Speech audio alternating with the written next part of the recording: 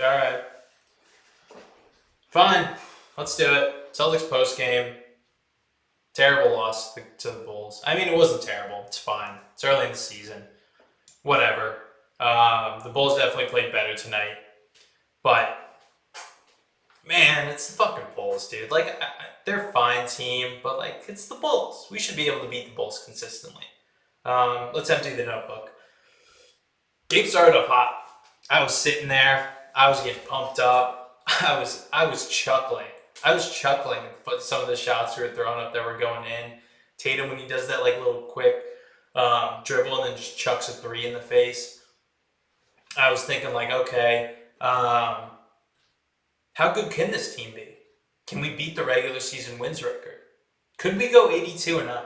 Could I make that into a segment and convince people that we could go 82-0? How can anyone beat this team?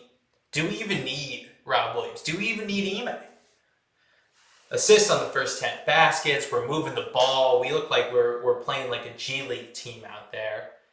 And then Caruso came in. Of all people, Caruso. And I have the stat line too. It's 18 minutes, 7 points, a couple assists, a couple rebounds, plus 29. And, plus and minus, it's here or there, right? Sometimes it's weird, sometimes it's not. But it felt like it. He was coming in. He's all over the place. He's on all the defenders. He's moving the ball around. And he really, changed the energy there for the Bulls in that second quarter. And really at the end of the first half, too. Then we came out and the team was struggling on offense when the lineup was Brogdon, White, Hauser, Grant, and Vonleh, which isn't a bad lineup, but it's hard to get offense from that when Brogdon isn't really fully integrated into the team yet. It seems like he's getting a lot of his scores in the flow of the offense, which is good. But, we don't really have any place for him. And, White is still not really a creator, and it was kind of one of those, I wouldn't say a bad Derek White game, but not what he came out with against the Magic. So then you're okay, Hauser, I guess, can shoot some threes and try and score that way. Grant didn't play well at all this game. Caruso kind of flipped it. And then, once the energy kind of shifted, the Celtics weren't getting stops. When they can't get stops, they can't run in transition. When they're not running in transition, there's no ball movement, and they're not getting into the rim. And they're shooting a lot of threes, which this team is a good three-point shooting team, but I think they're also extremely streaky. As we saw today, when they went 9 for 10 for their first threes, and then went 2 for 10 on the next ones. But I was still okay, we're still in this game. Let's see what they can do when the threes aren't falling. And it wasn't great. It absolutely was not great. They only attempted 5 free throws in the first half, and the Bulls attempted 19 free throws. And then for the game, there was only 2 free throws attempted by anyone on the Celtics besides Hauser. And that was during garbage time. 2 free throws outside of the Jays. Sorry, and Hauser was the only one to shoot those 2 free throws. And it's kind of what I've come to expect at some points with this team.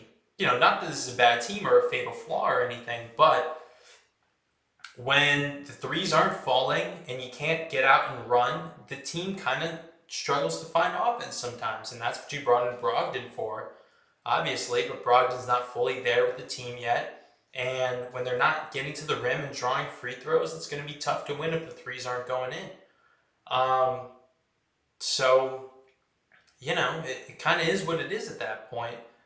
They threw in the when everything's going to shit lineup. Today was Brogdon, Grant, Smart, Jalen, and Jason, which isn't bad, but there's not a lot of size in that lineup, especially when Grant is having one of his games.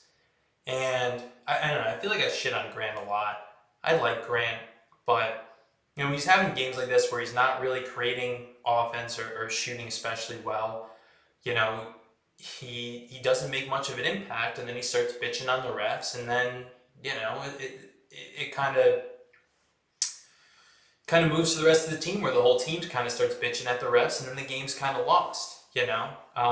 And like I said, I don't want to be too Debbie Downer on this. Obviously, it's one game, and you know, but this is kind of the problem with the Celtics when the Celtics aren't playing great, right?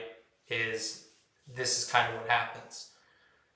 So they had Smart on Vucevic at the start of the game, and that was even before Vonleh got into foul trouble. And they're doing that so if there's a pick and roll, Smart can switch onto the ball handler, and then you get a bigger guy who's down lower on the big. Um, but Vucevic is a great player, man, and you kind of forget about him because he's really the third option on this team most of the times. But 10 offensive rebounds tonight, 23 rebounds in total, and that's when you really miss having Rob Williams out there. And at the start of the season, it almost seemed like you kind of forgot that Rob Williams was on this team. Because they were playing so well without him, when you have all these interchangeable, switchable guys. But unfortunately, that's kind of what happens. Is normally when you have Rob and Horford out there, the two bigs. When there is a pick and roll, you just switch the pick and roll, and then Rob Williams is in the middle to screw everything up and make everyone nervous, and they're passing out. Our guys are really good at switching and getting out to the defenders and kind of mucking all that stuff up. And when you don't have Rob out there and they're driving into Grant Williams, it's not really as intimidating, right? And that's kind of what you're going to see. So I'd say those are my biggest concerns from the game. And again, it's game 4, but these are kind of the things that sunk the Celtics last season. Was when Rob isn't out there, it can be tough for them to get rebounds at times because you don't really have, the bigs out there outside of Horford, and Vonleh was in foul trouble and getting the Tice whistle out there tonight. And then, when they're not getting stops on defense, because this is a team that their defense really rolls into their offense, right? Once they're getting a stop on defense, they're running in transition, they're moving the ball, and this team is really hard to stop when they're moving the ball and running in transition. When it's half court, everything slows down. It's a lot more ISO. It's a lot more guys kind of taking their turns. And that's where you hope Brogdon can help out a little bit and move the ball a little, but no, it kind of turned into Jalen ISO, Jason ISO, and then Brogdon ISO, which is not where this team is at their best. And, they weren't attacking the rim. They were just shooting up threes, and that's kind of where you lost the game, unfortunately. The Bulls, I think the Bulls played really well tonight. They showed a lot of resilience after that first quarter. I thought we were just going to pack it in and then just roll with it, right? DeRozan's fucking terrifying, dude. Not in a way that like LeBron is terrifying or Giannis is terrifying, but it's not Steph Curry because no one is like Steph. But when DeRozan gets to those mid-range shots, you can tell he's gotten to that spot thousands of times before. And every time he takes a mid-range shot, I feel like it's going in. And one of the things that I predicted for the season was that the Bulls would kind of regress a little bit because you wouldn't get that same season out of DeRozan as he got last year when, he was in the MVP conversation, which to be fair, the top 15 guys in the league are always in the MVP conversation. He was never realistically going to win one, but still, I don't know. I'm starting to rethink that a little bit because I feel like he can play for a while because he's not playing with a ton of speed, right? He's just kind of taking his time and using his body to just get enough space that he can get that mid-range up. And when he's doing that, every time he gets the shot up, I feel like it's going in. So I think sometimes it can be a little bit of his offense versus the Bulls' offense because he's very ISO heavy. But it worked tonight, and the Bulls have a decently winning formula. I was impressed with Pat Williams today. I know he didn't make a ton of shots, but he's just so big and he's getting his hands everywhere. He's got those big shoulders, kind of like Kawhi, where it's disruptive on defense. And if Pat Williams can really sharpen up his defensive fundamentals, there's a couple times where he kind of got blown by, and if he can increase his shot making, because he was getting good shots all night, they just weren't going down. That could be a guy. And I don't know, go-to guy in a playoff team is always a really high bar, but like a number two scorer, like could he be Jaylen Brown, or could he be like I don't know, a Walmart version of Kawhi? I don't know. I'm starting to rethink my ceiling on Patrick Williams. Just watching the way he moves on the court and how things he can kind of get good shots easily when he's moving like that. Other notes. Brogdon getting more involved in the offense, I think, is going to help with nights like this. And I don't want to freak out because it's only been 4 games playing with these guys, and they had a lot of turnover at the start of the season. Even though I'm sure, Missoula's just running Ime's offense, but still, hopefully getting Brogdon more involved in the offense. And Vonleh, that was a tough game for Vonleh. After I thought he played really well in the first 3 games, he really just got a tough whistle, a bunch of fouls early, and was kind of getting beat up by Vucevic down there too. So overall, I think it's this team showed their flaws a little bit tonight, right? Not having Rob Williams is obviously going to be a huge thing, which it's kind of easy to say, okay, when Rob comes back, then this team is probably good. But the problem is you don't really know if Rob is going to come back.